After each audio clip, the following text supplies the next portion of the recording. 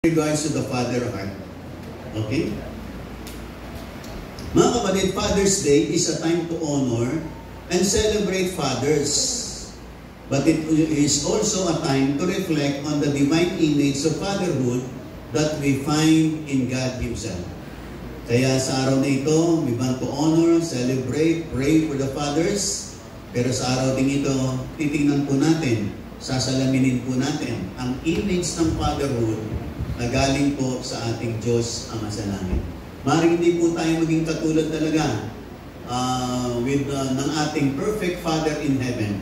Pero at least, meron tayong pamantayan how to be a good father at isang father na kung saan kinikilusan ng Diyos at binabago ng Panginoon para maging mabuting ama. Amen po ba? Kaya dito po sa Luke chapter 15, Jesus tells a story that reveals the heart of God the Father, a model for earthly fathers. Kaya binigyan ng pansin ng Panginoon ang istorya ng Luke chapter 15 tungkol sa ama ng prodigal.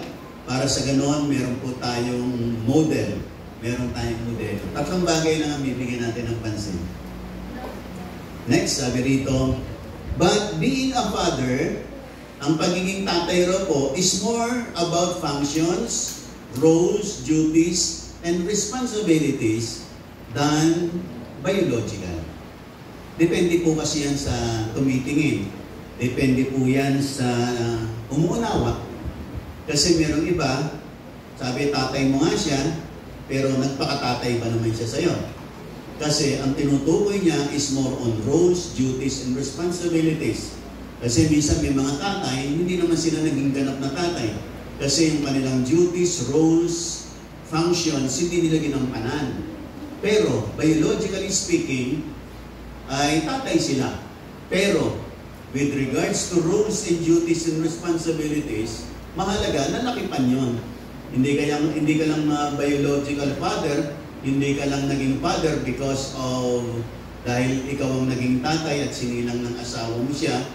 Pero dapat yung role natin bilang fathers ay dapat na magampanan po natin. Para sa ganon, hindi lang po tayo biological father, kundi father talaga na nag-aruga o malinga, nag-provide, nag-protect, at nagmahal sa ating anak. Yun ang pinakamatinding kalagayan at responsibilidad para sa buhay ng mga tatay. Lahat na nakikinig magsabi ng amin.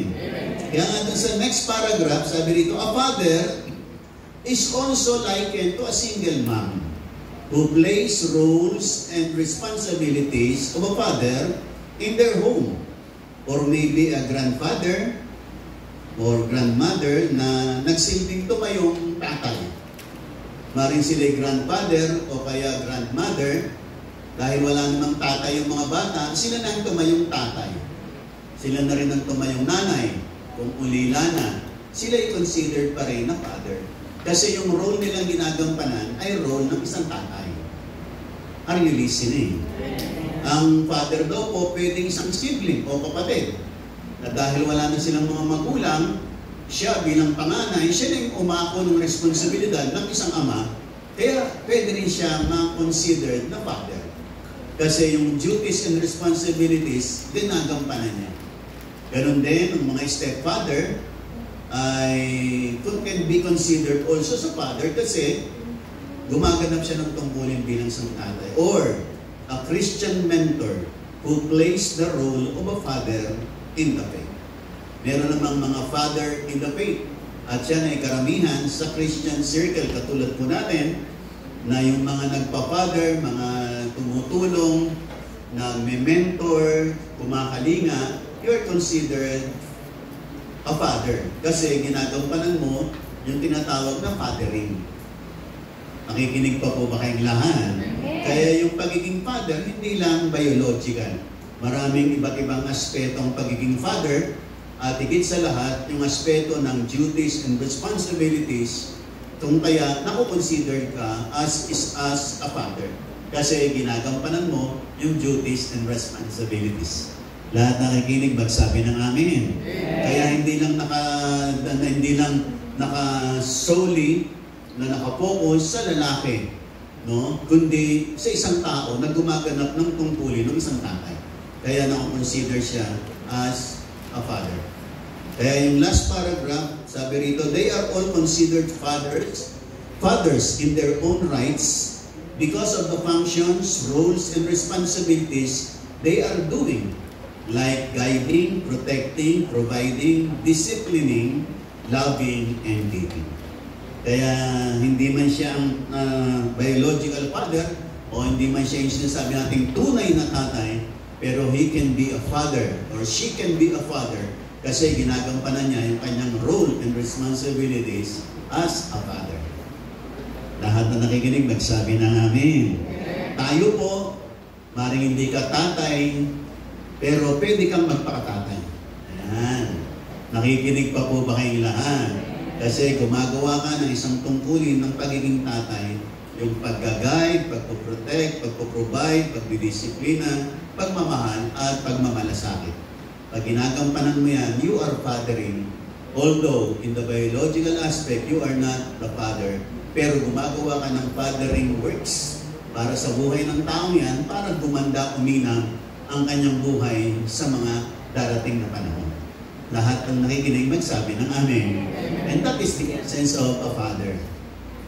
Nakikinig po ba kayo lahat? Medyo pinalawak natin, sa ganun hindi po tayo masentro na hindi naman ako tatay, hindi para sa akin yan, para lang sa ilang tatay yan dito sa loob. Pero hindi po. Ito po ay para sa bawat isa pa rin sa ating lahat. Lahat ng nakakaintindi, magsabi ng amen at pumalakpak ng malakas sa ating Panginoon. Amen at amen. Tingnan po natin ang tatlong aspeto na ating bibigyan ng pansin, the father's heart. Number 1, a father reflects God's heart of grace. Ang tatay ay nire-reflect niya, no? Kumbaga salamin, siya yung reflection, siya yung ambassador, no? Ng heart of grace from our God. Kaya nga napakahalaga yung mga tatay na mapalapit sa Panginoon. Kasi minsan tayo naging tatay tayo, ang pamantayan natin kung paano tayong pinalaki ng tatay natin. Kung ang tatay natin sobrang higpit, ganun din tayo. No? Sasabihin natin ay hihigpitan ko pa. No? Pero kung ang tatay naman ay sobrang bait, ganun din siya. Kasi yun ang naging pamantayan niya. Maganda po kung ang naging trato ng tatay ay maganda po yun. Tuloy lang po natin yun. Pero dapat makita natin paano magmahal ang Diyos. Kasi ilalaki po natin yon sa atin bilang mga tatay, paano pa tayo? Kasi tayo po mga tatay, we are not complete. Hindi po talaga tayo kompleto.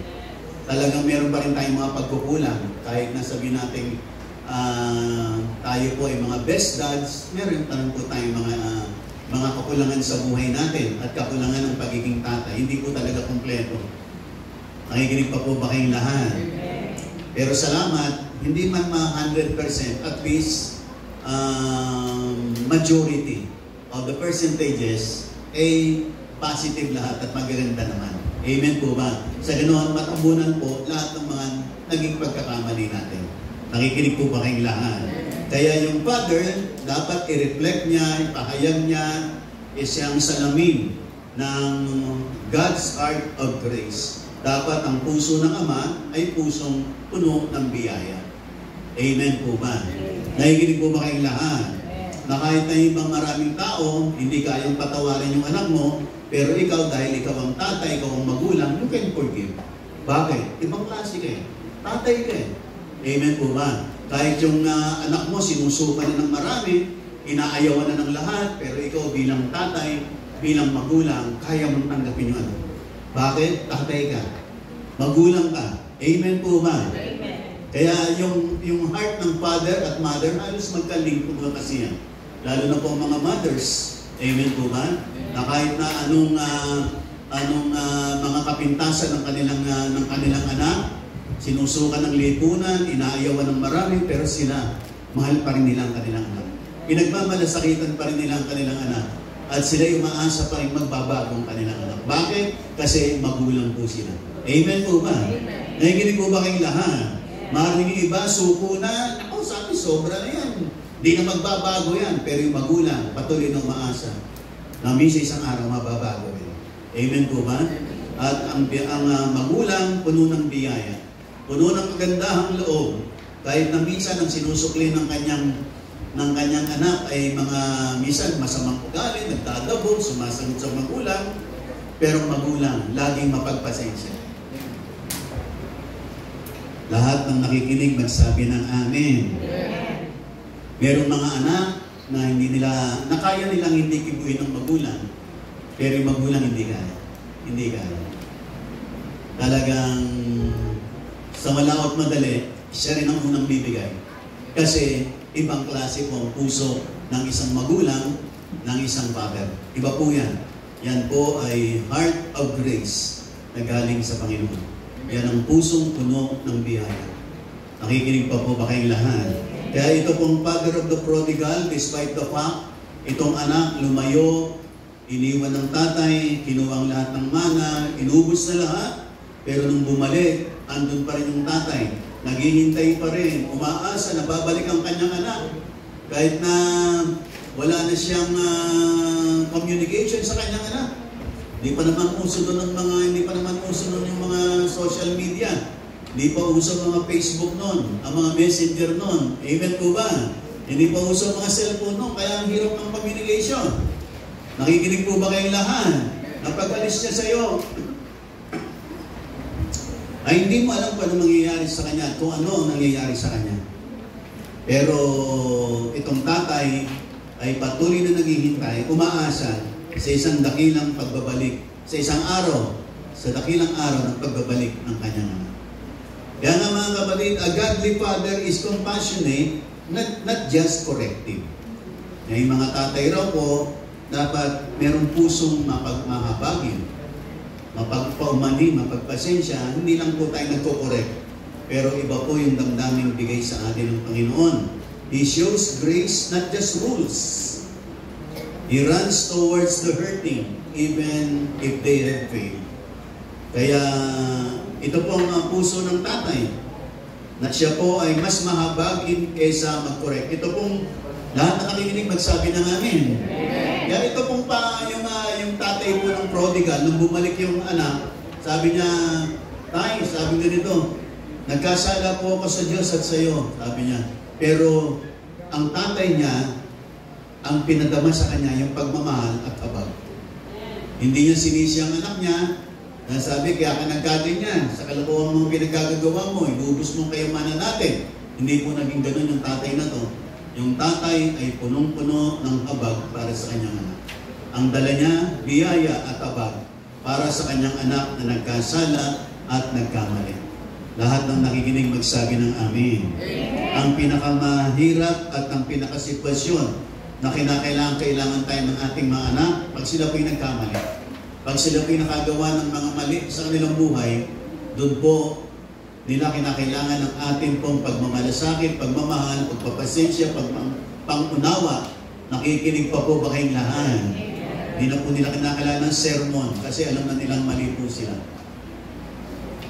Pero yung nakatatandang kapatid, gusto niyang sermonan yung kanyang kapatid. Yung nakatatanda, malamang sinermonan pa niya. Pero yung tatay, hindi na po kinakailangan. Ang kinakailangan ng kanyang anak sa pagkakataon yun, yung pagmamahal, yung pagpapatawad, yung pangunawa, para makabangon siyang muli. Lahat na nakikinig magsabi ng amen. Second paragraph, sabi rito, yung father, he loves unconditionally, understands deeply, forgives, forgets, and gives unlimited chances till they become winners in life. Kaya ang mga magulang lagi nagbibigay ng mga unlimited chances. No, kung yung iba, ubus na pasensya, yung tatay hindi pa.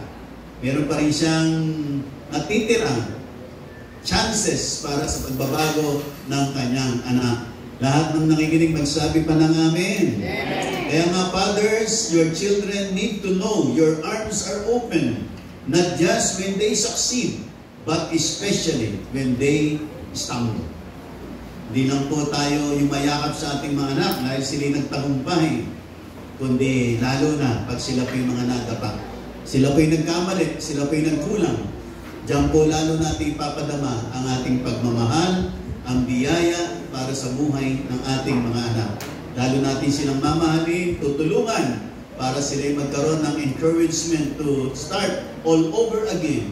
Despite the fact they have done something na naging dahilan na sila mag-fail sa buhay na ito. Mga kapatid, wala na pong may papalit kundi yung pagmamahal, pagmamalasakit at pag-unawa ng isang ama sa kanyang anak. Kundi po natin unawain ng ating mga anak, sino pa? Sino pa ang uunawa sa kanila? Wala na pong makakaunawa sa mga anak natin ng kasing lawak ng pag-unawang ibinigay ng Diyos sa atin at yan ay ibinigay po sa mga tatay. Ibinigay po sa ating mga tatay kasama po ng ating mga ina ng tahanan ng ating pong mga kabiyak. Tayo po ang binigyan ni Lord ng mas malawak na pangunawa, pasensya, pagmamahal at pagmamalasakit at pagbibigay ng unlimited chances to children. Ibinigay po yan sa mga magulang, lalo na po sa mga tatay. Amen po ba? Pwede bang palakpakan natin ang panasabay ng mga tatay? Amen! Amen! Next mga kapatid, pangalawa, a father leads with wisdom and patience. Sabi po rito, though the father allows the younger son to live with his inheritance, he trusts him for his decision. He waits patiently and prayerfully. Mga kapatid, itong isang dakilang katotohanan. Mga magulang, paglaki ng ating mga anak, hindi na po natin sila talaga kontrolado. Kaya sabi po niya sa kasunod, godly fathers don't control, they guide. They trust God to work in their children's hearts. Kasi talagang pagdating ng panahon ay mga anak natin ay nasa sapat na gulang, they will decide on themselves. Sila'y magdidesisyon para sa kanilang mga sarili. At tayo po mga magulang, we just can give some guidance at saka mga suggestions, wisdom para sa kanilang buhay. Pero the decision will be on them. Sila po magdidesisyon para sa kanilang buhay. Hindi po natin silang kayang kontrolin. Pero hayaan po natin silang magdesisyon. Pag po tayong mabahala, basta pinakamahalaga na ibigay po natin yung role natin as parents, as father, as mother, na atin pong mabigyan ng guidance ang ating mga anak. Of course, lalo na po in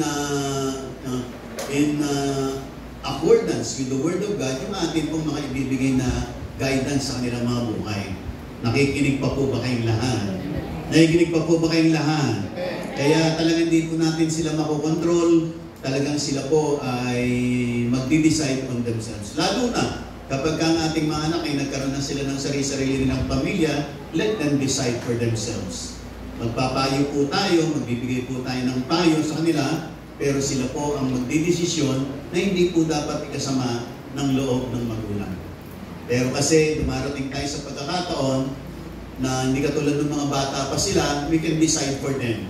Kasi mga bata pa yan. Pero pagdating ng takdang panahon, they will decide on themselves. Sila na po ang bahalang magdesisyon para sa kanila. Amen po ba? Lahat na nakikinig magsabi ng amen. Na tayo, after that we've given our counsel, our guidance to our children, lalaki pa na lang natin ang ating mga panalangin. Nanawa, maging tama po ang mapili ng ating mga anak, lalo na kung sila na ang decision making ng kanilang buhay at ng kanilang pamilya. That is the role of the father, pagbibigay ng guidance, hindi po control. Sometimes the hardest thing a father can do is to let go and trust God's process in their child's life. Talagang minsan, ipapa-ubaya na po natin sa kanila at sa Panginoon. Bahala na po kay Panginoon sa aking mga anak. Amen po ba? Mga kapatid, minsan may mga transition talaga yan. Sa buhay nating mga magulang, hindi talaga lahat ng panahon na lahat ng gusto natin ang siyang magiging decision ng ating anak. Lalo na po pag ang ating mga anak dumarating na sa mga teenage stage, medyo unti-unti na po yan, nagkakaroon ng mga separation. With regards to decision, gusto naman nilang mag-try on their own. Hindi lahat ng decision nila ay base sa sinabi ng tatay o nanay nila. Kaya nga meron tinatawag na mga papa's girl, mama's boy, kasi yung mga tao yun, kahit malalaki na sila, ang decision nila lagi, ay sandali, tatanong ko muna si nanay. Ay sandali, tatanong ko muna kay tatay. maganda yon on the certain age limit natin. Pero talagang darating yung time, you need to decide on your own. At yung mga tatay mo magulang, let them decide for themselves kasi mag-grow sila sa ganyang pagkakataon. Amen po ba? Dapat makita natin yung transition stage na yon at hayaan po natin sila. Para sa ganun, mag-grow ang ating mga anak, hindi sila maging baby sa habang panahon. Kasi lahat na nakikinig sabi ng amen. Kasi pag baby kasi isang bata, lahat ng gusto mong ipakain, kakanin niya. Pero pag lalaki na yan, hindi lahat ng gusto mong ipakain, kakanin niya. Kasi nagdidesisyon na siya unti-unti para sa kanyang sarili. Pero, siyempre, pakakanin natin sila, anak, maganda yan, at makakabuti sa iyo yan. Yan, encourage natin sila. Nakikinig pa po ba kayong lahat? Kaya nga, isang bahagi sa buhay natin, lalo sa mga tatay, pag dumating yung time na i-let go na natin. Yung mga ibang bagay sa ating anak, pero talagang darating yan, magtitiwala tayo sa Panginoon. Lahat na nakikinig pa magsabi ng amen. A father guides them towards their God-given destiny. He empowers them with positive, faith-filled words. Dapat ganyan tayong mga tatay. Gagayad natin yung mga anak natin para sa kanilang katuparan ng kanilang mga pangarap at kung saan yung destiny na nais ng Panginoon. Dideklarahan natin ang magandang ating mga anak. Nakikinig pa po ba ang mga tatay? Amen po ba? Lahat ng nakikinig magsabi ng amen. Kahit na yung mga anak natin matigas ang ulo, kahit yung anak natin ay nakita natin hindi maganda ugali, just continue to declare positive words upon their lives. Panginoon, salamat sa aking anak na mabait. Salamat sa pinagpalang anak ko, sa matalinong anak ko. Amen po ba? Nakikinig po ba kayong lahat? Deklarahan mo lang. No? Basta may mga batang makukulit. Abang maliliit, makukulit. Pero pag lumalaki sila, nababago sila. Amen po ba? Maski dito sa church, nakikita mo. Nakita namin sa tagal namin sa church na ito, nakita namin yung mga maliliit na bata na nagsilaki na. Nakita namin paano sila nabago. Amen po ba? Nakikinig po ba kayong lahat? Kaya minsan, hindi naman tayo, lalo na yung mga magulang, sobrang haba ng pasensya niya, pangunawa sa mga anak. Pinakamahalaga, gagayad natin sila sa kanilang destiny, sa God-given destiny, na sila'y maging matagumpay, at higit sa lahat, makilala na si Lord at sila'y makapaglingkod sa Panginoon. Lahat ng makikinig magsabi ng amen. Ganun din, a father helps his children attain their dreams, goals, and plans. He helps them to dream, to believe they can, and the will to get to the top. Tayo mga magulang, tayo yung nagpupush sa ating mga anak. Anak, kaya mo yan. Mangarap ka.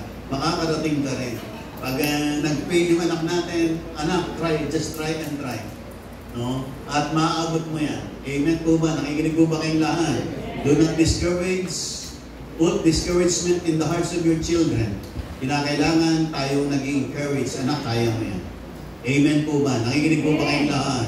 Pag-pray mo yung anak mo, tulungan mo, i-push mo, at higit sa lahat, ikaw ang unang maniwala.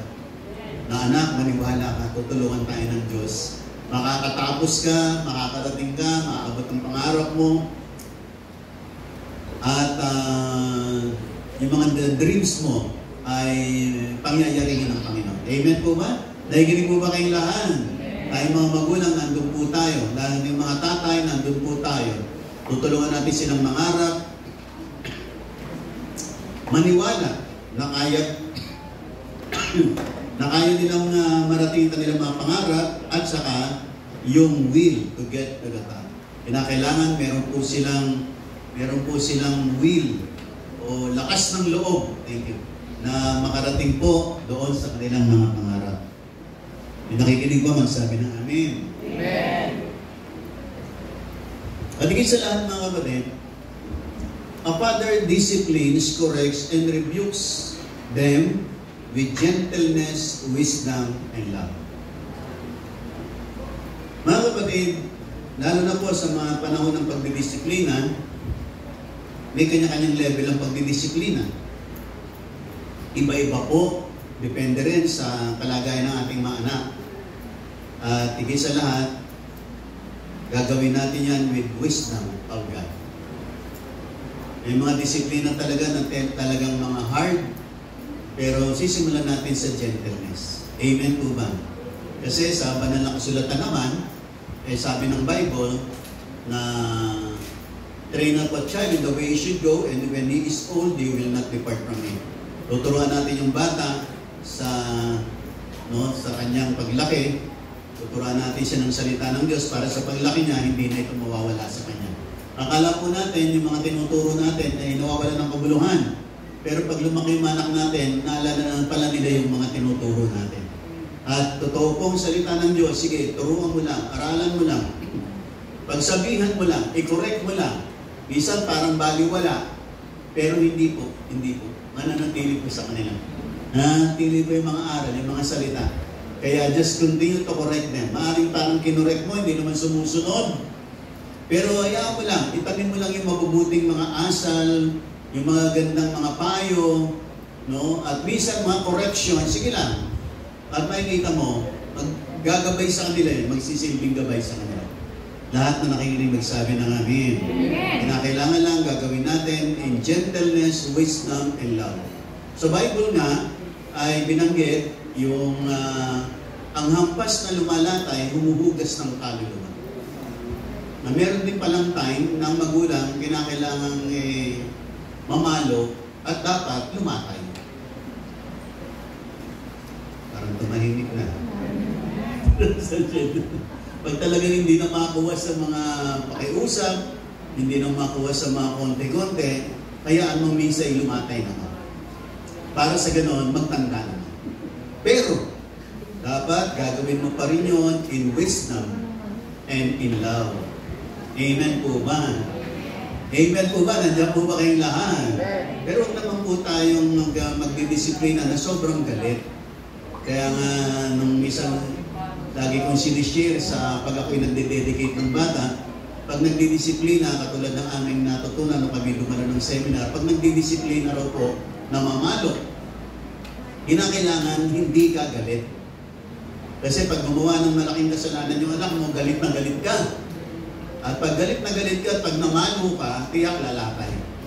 Pero, sabi nung pagka mamamalo ka, pawiin mo muna yung galit mo. Compose mo muna yung sarili mo. Tanggalin mo muna yung galit, pababain mo muna yung tensyon. Then, pagkatapos, pag mababa na, kausapin mo yung anak mo, kung kinakailangan, paluin mo ng lumalatay. Paluin mo ng lumalatay. Pero, huwag sa panahong galit ka. Kasi pagka namamalo ka sa panahong galit ka, ang nakikita ng anak mo yung galit mo, hindi yung correction mo. Nakikinig pa po ba kayong lahat? Kaya hindi po masamang mamalo. Lalagay lang po sa tamang kalagayan, tamang kaparaanan, no? At ngayon, pagkatapos mong nawala na yung galit mo, ayaw mo nang mamalo, di ka nang mamalo. Kausapin mo na lang. Nakikinig po ba kayong lahat? Nakikinig po ba kayong lahat? Mga kapatid, sa Christian na pamamaraan, pag mamamalo po tayo ng ating mga anak, una, binabanggit ko po, dapat tanggalin muna yung galit. Kasi pag nakagawa ng mali anak natin, nagagalit po tayo. At saka, kadalasan, pag yung anak daw po natin, halimbawa, lahat na nakikinig, sabi na namin. Halimbawa, yung anak daw po natin, nakasagi ng nakasagi ng baso na basa. Huwag mo rin siyang papaluin. Nakikinig pa po ba kayong lahat? Kasi hindi naman niya sinasadya. Maliban lang kung talagang nagbasag siya ng baso. Sa galit niya, pinagbabasag niya yung mga plato at baso mo. Ng baso niyo, ibang klase yun. Parang medyo pagre-rebelde yun at paglaban sa'yo. Ay, kinakailangan disiplinahin yun. Kung di makuha sa disiplina at koreksyon, kinakailangan paluin talaga. Pero, huwag kang mamalo na galit ka. Parang mahirap, Parang hirap mamalo pag hindi galit, no? Ano po ba? Pero, yun ang the best. Kinakailangan payapayan mo na yung sarili mo. Tanggalin mo muna yung yung tensyon, yung silakbo ng damdamin mo. Nakikinig po ba kayong lahat? Kausapin mo yung anak mo, anak, gumawa ka ng mali, kinakailangan disiplinahin ka, kinakailangan paluin ka. Then, kung kinakailangan lumatay, latayan mo. Pero, dapat hindi ka galit, ha? Nakikinig po ba kayong lahat?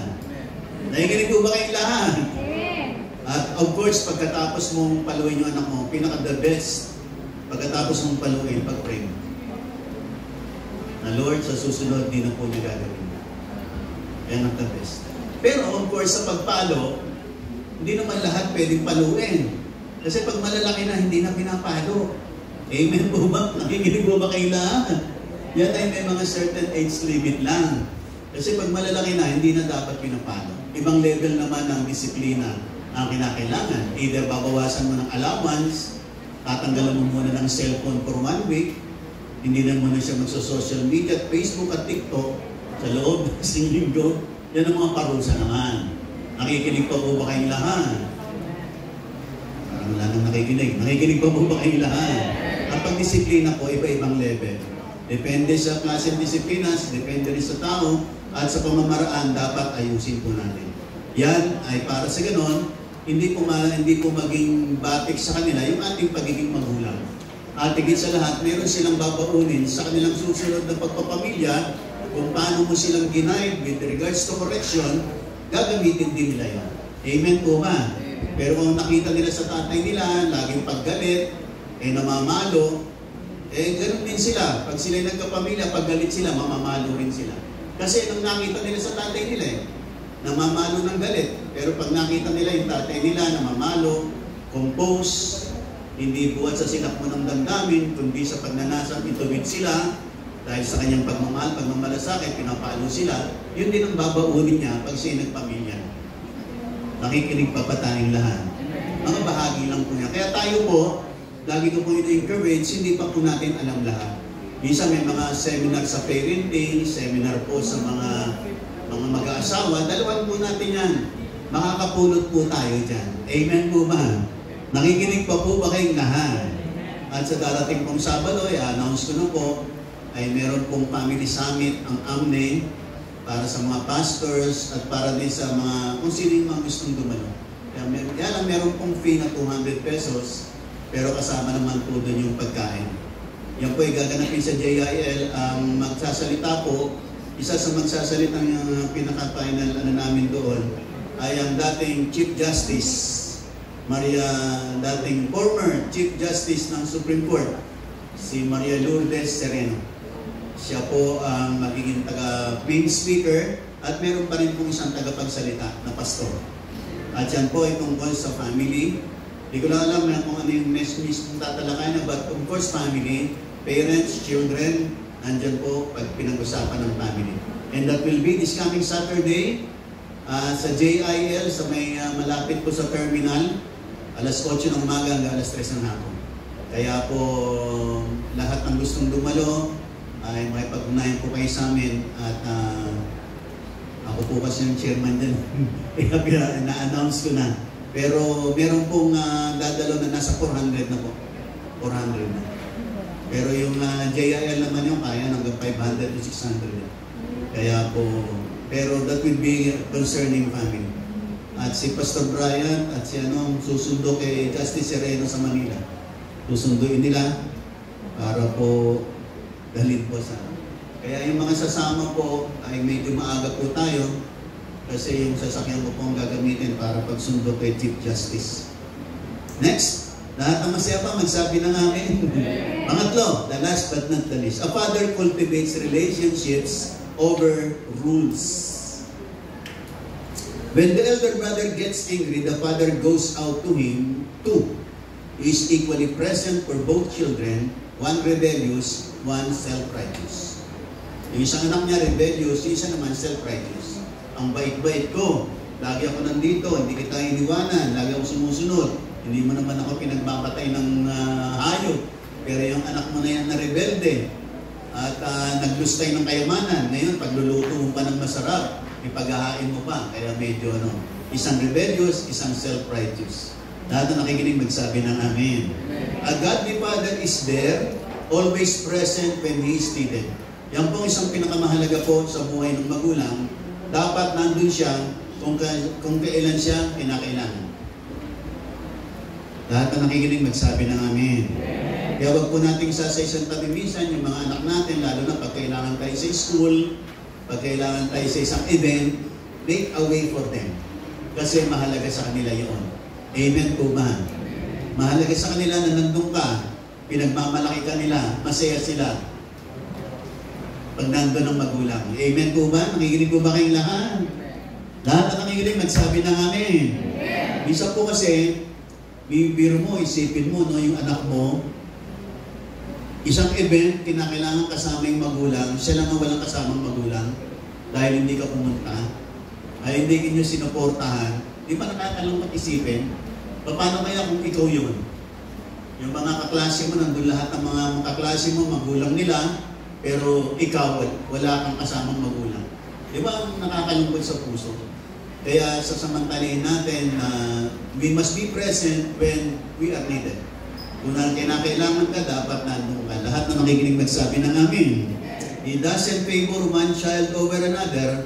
He communicates value to each member of the family. According to study by the National Fatherhood Initiative, children with involved fathers are more likely to earn mostly A's in school. Mas nakakuha raw sila ng matataas na grade. Pag yung father ay laging nandoon, nakasuporta sa kanila. Kaya mahalaga po yung moral support ng mga fathers at of course mothers. Kadalasan may mga pagkakataon kasi kadalasan, mas mga lagi nandoon yung mga mothers. Yung mga fathers, bihirang-bihira. Ba't ganun? Maging sa church, tingnan nyo, mas maraming mothers sa father.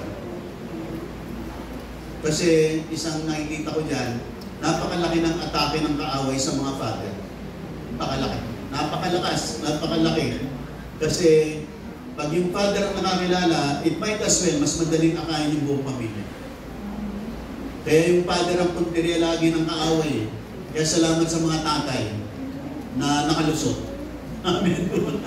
Nakalusot sa kaaway. Amen po ba? Pero bago maging Christian yan, napakaraming daanan ng mga fathers. Bago maging ganap na Kristiyano. Kasi napakarami talagang handang ng kaaway. Lahat ng nakikinig, magsabi ng amen at palakpakan ng Panginoon.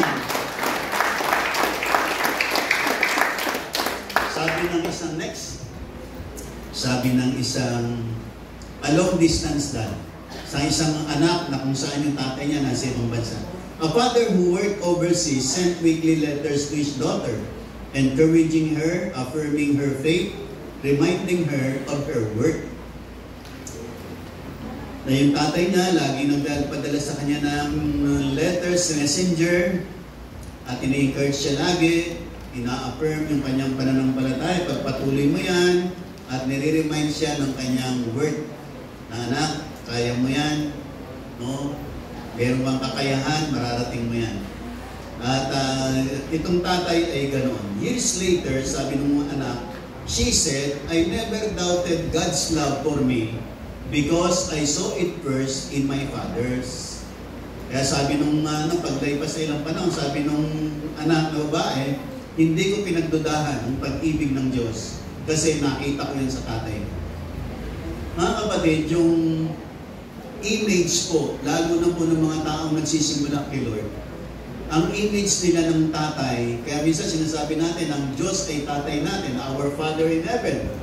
Kaya lang, minsan nakakonect yan kung anong klaseng tatay meron sila. Pag ang tatay nila malupit, iniisip nila malupit ang Diyos. Kasi, sabi kasi ng pastor, ang Diyos daw ay tatay natin. Eh, yung tatay ko malupit eh. Kaya palamang ang Diyos malupit eh. Kasi yung tatay ko, konting mali ko, pinapalo ako. Eh, tiyak, pag kay Lord, konting mali ko, papaluin niya.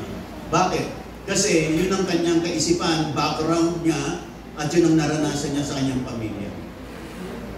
Kaya mahalaga na i-display natin yung tamang pagiging tatay. Para sa ganoon, lalo na yung may mga anak na maliliit, yung mga anak nating maliliit, lumaki sila, na meron silang magandang image concerning who God is. Na ang Diyos ay mapagpatawad, ang Diyos ay mapagmahal, ang Diyos ay mapagmalasakit. Bakit? Kasi yun ang nakita nila sa tatay nila. Kaya pag sinare ng pastor, ang Diyos ay mapagmahal, alam na nila. Kasi yung tatay nila naging mapagmahal. Ang Diyos mapagpatawad, alam na nila kasi yung tatay nila mapagpatawad. Naiinig mo ba kayong lahat? Ibig sabihin ang pagtingin sa Diyos ay nakadepende rin kung paano pinakita ng tatay yung kanyang pagiging tatay sa kanyang anak. Kasi lagi nating sinasabi na ang ating Diyos sa masalangit ay ating Ama. He is the Father of all.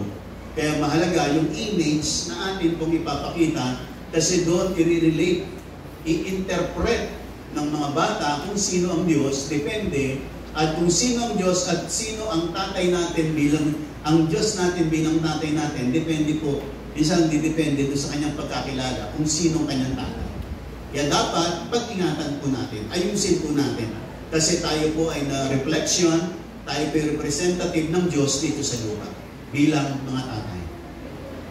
Lahat ang nakikinig pa magsabi ng Amen. Amen. What we will be remembered for? Pag namatay po tayo, ano po kayang maalala nila sa atin? May our children remember us for our love and honor for God, na dapat nakikita ng mga anak natin na tayo mahal natin si Lord, inuuna natin si Lord. Amen po ba? Amen po ba? Dapat, yun ang isang mahalagang bagay. Alam nyo, yung mga pagpunta-punta natin sa church, hindi ko nakakalimutan ng anak natin. Kaya dapat, tayong mga magulang, tayong una sa lahat. No, hindi yung anak pa natin tayo. Linggo na po ngayon, ba't di pa kayo bibis? Dapat nga, yung tatay magsasabi, mga anak, linggo ngayon. Magbihis na kayo, maligo na kayo. Dapat magulang ang nagsasabi niyan, hindi yung anak. At aalalahanin tayo ng ating mga anak, nasasabihin nila yung tatay ko, laging may panahon para kayo. Yung tatay ko, siyang nagigising sa amin pag-araw ng linggo. Tapos sinasabing, bumangon na kayo, sasamba tayo. Dapat tatay ang gumagawa niyan. Dapat tatay ang gumagawa niyan. Tayo kasi yung head of the family. Tayo ang spiritual head of the family. Dapat tatay ang gumagawa. At maalala nila tayo kasi meron silang tatay na talagang nilalapit ang pamilya sa Panginoon. Mga tatay, ilapit natin kay Lord ang ating pamilya. Kasi maraming problema po na hindi natin kayang lutasin. Pero pag nailapit natin sila kay Lord, pag may problema sila, alam nilang tatakbuhan nila ang Panginoon. Amen po ba? Kahit na gano'n tayo kaabala, mga kapatid, you need to make a way for God. You need to make a time for God. Pinakalang gumawa ka ng time para sa Panginoon. Marami po talagang kaabalahan ngayon. Habang lumala ang parami ng parami, habang tayo po'y nagkakaedad, parami ng parami ang ating mga obligasyon. Pero kinakailangan, meron kang talagang time na ilalaan mo para sa Panginoon. Alisin mo na yung ibang mga obligasyon mo, pero yung para kay Lord, huwag mo nga alisin. Minsan kasi may mga taong malipong pamantayang sa buhay, pag sila'y abala na, marami nang ginagawa, kung una nilang aalisin nila yung pagdalo sa gawain ng Diyos. Yan ay isang malaking kamalian sa kanilang mga desisyon. Dapat, ang uunahin mo at hindi mo aalisin na oras ay ang oras para sa Panginoon.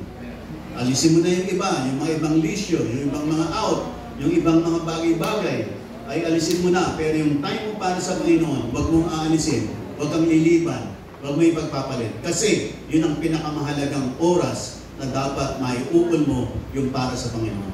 Amen po ba? Nakikinig po ba kayong lahat? Lahat nakikinig magsabi ng Amen. Bakit po, mga kapatid? Una sa lahat, simple lang. Kasi yung oras mo, bigay lang sa iyo, Lord. Yung oras mo, siya naman nagbigay. Bakit hindi mo ibigay yung oras sa Kanya? Simpleng oras lang, ilang oras lang, sa isang linggo, ilang minuto lang sa isang araw, bakit hindi mo maibigay? Samantalang siya lahat nagbigay ng oras sa iyo. Kung 10,000 oras yan, 100,000 oras yan, si Lord ang lahat ng nagbigay niyan sa iyo. Bakit hindi mo maibigay patitim para sa Kanya? Eh yun naman ay para sa ikabubuti mo, at hindi para sa Kanya. Dapat po ayusin po natin. Nakikinig po ba kayong lahat? Pakisabi sa katabi mo, ayusin natin. Amen po ba? Lahat na nakikinig po, malakpak ng malangay sa ating Panginoon. Dapat maalala tayo for our dedication and commitment, for our humility and teachability, for our honesty and integrity, for our love and compassion, for being merciful and gracious. Dapat yan po tayo maalala, mga kapatid. Amen po ba? Oo, marami po tayong mga nagawang mali, pero hindi pa tapos ang lahat. Palitan po natin ng mga gandang mga bagay. Sa ganun, matabunan po lahat ng mga mali po natin at yung mga kapalpakan po natin. Amen po ba? Nakikinig po ba kayong lahat? What are the things that we will leave behind? Memories. Yung mga thoughts. Naku eh. Itong ang tatay ko, itong ang nanay ko, itong ang taong ito. Meron silang mga gandang thoughts sa'yo. Mga memories yun. May mga souvenirs. Mga proof of our existence. Karamihan yan, yung mga selfie natin. Yung mga groupie natin. Amen po ba? Lalo na ngayon sa panahon ng social media, yan ang pinaka-best souvenirs na nakasama natin isang tao. Kaya nga pag birthday niya, hinahanap natin yung picture natin na kasama siya. Amen po ba? Kasi souvenir po natin yan. Nakikinig po ba kayong lahat? Kaya yan yung mga proof of our existence. Trophies, records, and talents, and tokens of our achievements and legacies. Everything we are and all that we possess today. Kung ano yung meron ka ngayon, ano ka ngayon, isalin mo sa ano. Ang isasalin mo, dapat yung mga magandang bagay. Amen po ba? Salin mo sa Kanya kung paano kang naligtas na bagong buhay mo. Ilapit mo siya kay Lord. Yun ang isalin mo, yun ang pamahalan. Mga kapatid, walang kwentang mga yaman. Kung yung mga yaman na yun magdadala sa anak mo sa puntang impyerno, mas mabuti pang wala kang yaman kung ang anak mo maladala mo papuntang langit. Yan ang pinaka-the best legacy na pwede mong ipagkaloob sa anak mo. Makakilala siya sa Panginoon. At pagkatapos ng buhay nito, dun siya sa langit, kasama. Amen po ba? Amen. Yung mga bagay-bagay, yaman, additional na lang yan. Pero hindi ng pangunahin. Hindi yan ang pangunahin sa lahat. Ang pangunahin, makapasok tayo sa piling ng Diyos sa langit. Amen po ba? Kaya nga ganoon na lamang bitiin natin. Sama-sama tayo lagi pag-araw ng linggo sa gawain ng Diyos. Pag-pray natin yung anak natin na sila'y makakilala kay Lord, makabalik sa Panginoon, at magpatuloy sa Panginoon, manatili sa Panginoon. Amen po ba? Nakikinig po ba kayong lahat? Napakarami pong atake ng kaaway para ilayo sa Panginoon. Pero mga kapatid, narito po tayo. Mga tatay, sama ko ng mga nanay, nandito po tayo. Tagapangasiwa po ng ating mga pamilya. Mga kapatid, ang greatest legacy that we could ever leave our children is yung legacy ng kaligtasang bigay sa atin ni Lord, maipasa natin sa Kanya. At yung kaligtasan yun, pagdating ng time, magkikita-kita tayo lahat sa langit. Lahat na nakikinig magsabi ng atin. Kaya nga mga kapatid, sa pangwakas, whether you are a biological father, stepfather, spiritual father, or a Christian mentor, God is calling you to reflect His grace, lead with patience, prioritize presence over perfection, and pursue relationship over reputation. To those who did not have a good father, nung hindi po nagkaroon ng mabubuting ama, our God Himself promises to be a father to the fatherless. Let Him heal that space in your heart today. Sa harap nito, maaaring hindi mo nadama yung tunay na pagiging tatay ng tatay mo, pero hindi pa huli ang lahat. Pupunan ng Panginoon ang kapalangan sa isulat ng puso. Amen po ba?